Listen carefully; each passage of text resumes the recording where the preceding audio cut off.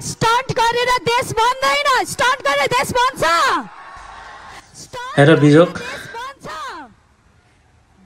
सबैले विश्वास गरेका थिए है सुनिता ढुङ्गललाई, सबैले विश्वास गरेका थिए, सबैले युवा छन्, उनले त केही गर्छिन्, बालनलाई सहयोग गर्छिन् भन्ने सबैलाई लागेको थियो।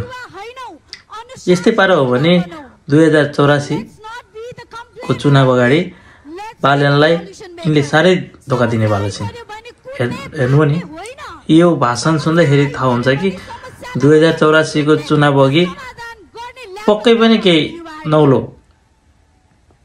घटना ल्याउँछन्। बालनलाई कुनै आरोप लगाउनेदेखि लिएर केही न केही पक्कै आउनेवाला छ, 100% आउनेवाला छ। आजकै भाषणबाट हेर्नु, डाइरेक्ट त भनिरहन्, तर इन्डाइरेक्ट रूपमा भन्नुपर्ने कुरा सबै भनिन्। त्यसले गर्दाखेरि युवाले गर्नुपर्छ, युवा आउनुपर्छ भने जस्तो लाग्छ, तर युवा गरेर पनि केही नहुने रहेछ। पक्कै पनि परिवर्तन गर्ने चाहिँ चाहिन्छ। युवाले पनि केही नहुने रहेछ भने प्रमाणित सुनिता ढुङ्गलले गरेछन्। हेर्नु त, यत्रो वर्ष काम गरिन्, अब चुनाव आउन लाग्छ नि, चुनाव आउँदैछ, बाल्यलाई असहयोग गर्ने, बाल्यलाई आरोप लगाउने पक्कै गर्नेछ।